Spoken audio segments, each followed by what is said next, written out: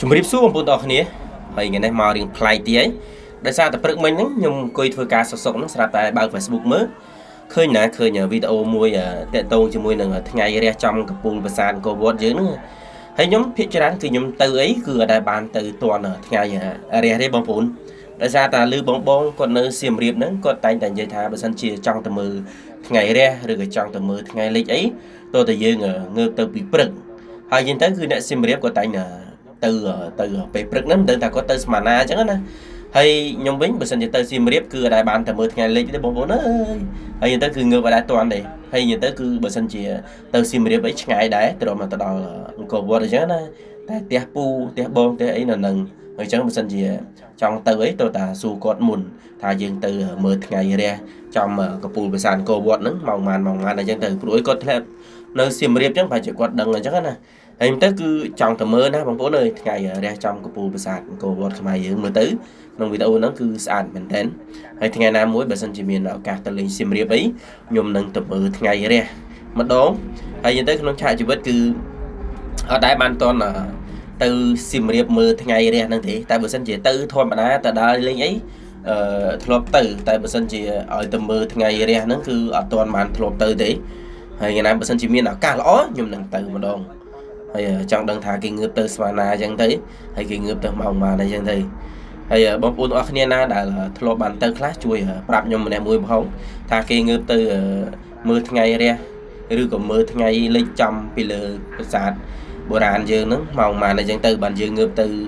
ឃើញបានមើលមុនគេអញ្ចឹងទៅឬក៏ដូចថាលក្ខណៈថាស្អាតណា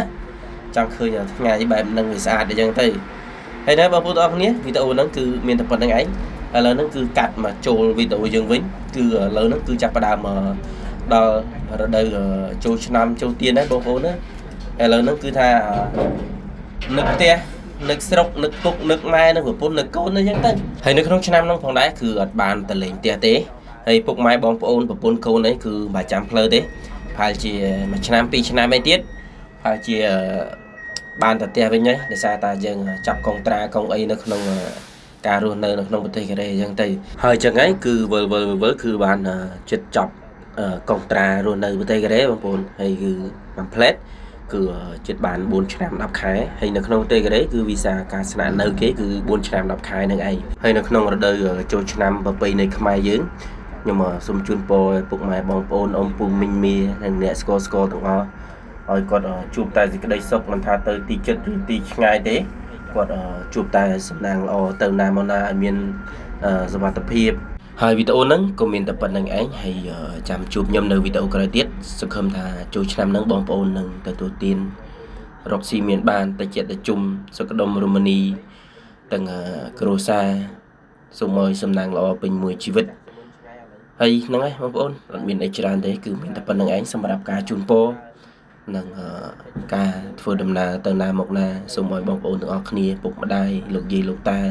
សូមឲ្យមានសុវត្ថិភាពប្រកបដោយសេចក្តីសុខនិងសេចក្តីចម្រើនហើយវីដេអូហ្នឹងក៏មានតែប៉ុណ្្នឹងឯងអរគុណនិងជម្រាបលាចាំជួបខ្ញុំនៅវីដេអូក្រោយទៀតខាងនោះក៏គេអត់ទាន់មកហើយទូទៅបើសិនជាគាត់មកគាត់ចូលខាងនោះទៅហើយបានគាត់ចាក់ខាងនោះហើយបានគាត់ចូលមកខាងនេះ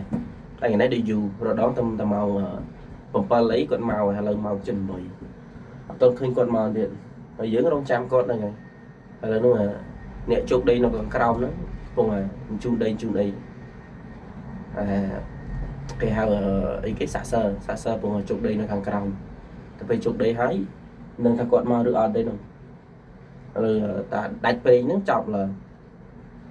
ហើយវីដេអូនេះក៏មានតែប៉ុណ្្នឹងឯងបងប្អូនអរគុណជម្រាបលាចាំជួបខ្ញុំនៅវីដេអូក្រោយទៀតបាយបាយ